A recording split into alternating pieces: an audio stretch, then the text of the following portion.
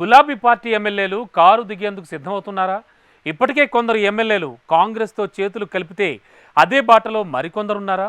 Car party ఎమ్మెల్యేల గాలి కమలం వైపు కూడా వీస్తోందా, లేక మళ్ళీ హస్తం అందుకుంటారా? కారు దిగి కండువా మార్చేందుకు సిద్ధమవుతోంది ఎవరెవరు? జాతీయ నాయకత్వంతో టచ్లోకి వెళ్ళిన ఆ ఎమ్మెల్యేలు ఎవరు? గతంలో ఎన్నడూ లేని స్నేహభావం ఇప్పుడు ప్రదర్శించడానికి కారణమేంటి? రూట్ మార్చి జాతీయ పార్టీల వైపు అడుగులు వేస్తోన్న గులాబీ ఎమ్మెల్యేలు ఎవరు? Was this?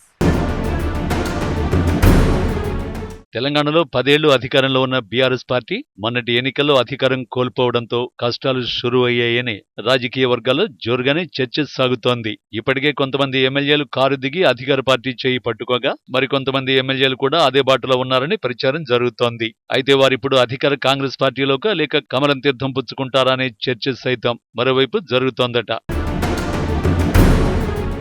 ఇప్పటికే ముఖ్యమంత్రి రేవంత్ రెడ్డి కాంగ్రెస్ గేట్లు తెరిచామని, కాంగ్రెస్ లోకి వస్తే తీసుకుంటామని గులాబీ పార్టీ ఎమ్మెల్యేలకు ఓపెన్ ఆఫర్ ఇచ్చారు. అయితే ఆహ్వానం మేరకు ఇప్పటికే కడియం శ్రీహరి, దానం నాగేందర్, తెల్లం వెంకట్రావు, పోచారం శ్రీనివాసరెడ్డి అధికారికంగా కాంగ్రెస్ కండువా కప్పుకొని హస్తం పార్టీలో చేరిపోయారు. అయితే ఇప్పుడు వీరి బాటలోనే ఇంకెంతమంది ఎమ్మెల్యేలు గులాబీ పార్టీని వీడి కాంగ్రెస్ లోకి వెళ్తారనే చర్చతో భయంగా ఉందట కారు పార్టీ అధినాయకత్వం. బీఆర్ఎస్ ను అధికార కాంగ్రెస్ తో పాటుగా బీజేపీ భయం కూడా వెంటాడుతోందట. బీఆర్ఎస్ లో ఉన్న కొంతమంది ఎమ్మెల్యేల గాలి బీజేపీ వైపు మళ్లుతుందని జోరుగా ప్రచారం జరుగుతోంది. ఇదే సమయంలో బీఆర్ఎస్ నుంచి మరో 20 మంది ఎమ్మెల్యేలు కాంగ్రెస్ లో చేరుతారన్న దానం నాగేందర్ కామెంట్స్ సైతం మరింత కంగారు పుట్టిస్తున్నాయని పొలిటికల్ సెక్టార్లో విస్తృతంగా చర్చ జరుగుతోందట. బీజేపీ కేంద్రంలో అధికారంలో ఉండడం, రాష్ట్రంలో పార్టీ రోజురోజుకు పుంజుకోవడం వల్ల తెలంగాణలో బీజేపీకి మంచి భవిష్యత్తు ఉంటుందనే ఆలోచనతో కొంతమంది కారు పార్టీ ఎమ్మెల్యేలు కమలం వైపు చూస్తున్నట్లు తెలుస్తోంది. ఈ అంశాన్ని ఇటు గులాబీ నేతలు గాని, బీజేపీ వర్గాలు గాని కొట్టిపారేయడం లేదు. బీజేపీతో బీఆర్ఎస్ ఎమ్మెల్యేలు కొందరు టచ్ లో ఉన్నారని కాషాయ వర్గాల్లో కూడా చర్చ జరుగుతోందట. కొంతమంది ఎమ్మెల్యేలు పార్టీలో చేరడానికి ఇంట్రెస్ట్ చూపిస్తూ ఏకంగా బీజేపీ జాతీయ నాయకత్వ పెద్దలతో టచ్ లోకి వెళుతున్నారట. ముఖ్యంగా జీహెచ్ఎంసీ పరిధిలో ఉన్న ఎమ్మెల్యేలు బీజేపీలోకి రావడానికి ఎక్కువగా ఇంట్రెస్ట్ చూపిస్తున్నారట. అర్బన్ ప్రాంతంలో బీజేపీ ప్రాబల్యం ఎక్కువగా ఉండడం, మల్కాజ్గిరి, సికింద్రాబాద్, చేవెళ్ల పార్లమెంటు పరిధిలో బీజేపీ ఎంపీలు గెలవడం, రానున్న రోజుల్లో ఇంకా ఈ అర్బన్ ప్రాంతంలో పార్టీ బలోపేతమవుతుందని భావించడం, తద్వారా కాంగ్రెస్ లోకి వెళ్లడం కంటే రానున్న రోజుల్లో భవిష్యత్తు ఉన్న బీజేపీలోకి వెళితే బాగుంటుందనే అభిప్రాయానికి మెజారిటీ జీహెచ్ఎంసీ పరిధిలోని బీఆర్ఎస్ ఎమ్మెల్యేలు వచ్చినట్టు సమాచారం.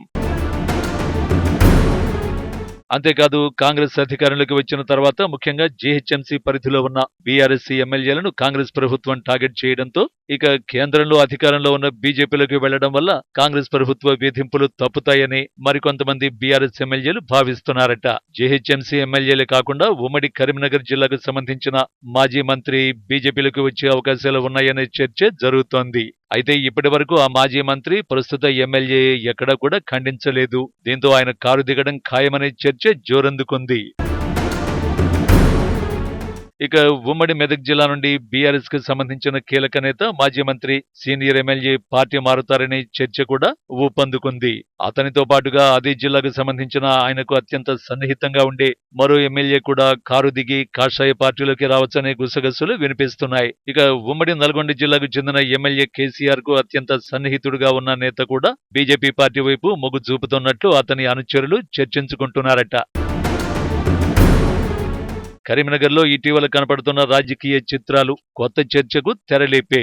బీజేపీ, బీఆర్ఎస్ నాయకుల మధ్య కొత్తగా కనపడుతున్న మర్యాదపూర్వక భేటీలు జిల్లావాసులని ఆశ్చర్యంలో ముంచెత్తాయట.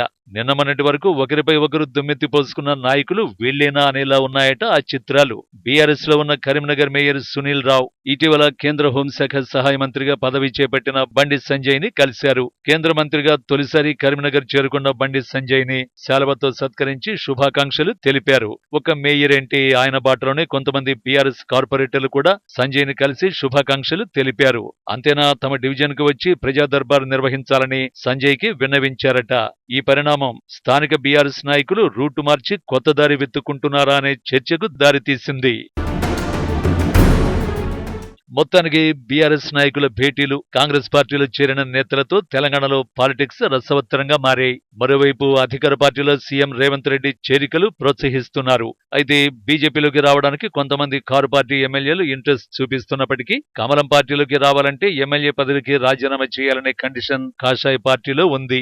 మరి బీజేపీ కండిషన్ కు లోబడి ఎంతమంది రాజీనామా చేస్తారు, లేక రాజీనామాను చేయకుండానే కాంగ్రెస్ చేయి అందుకుంటారు చూడాలి.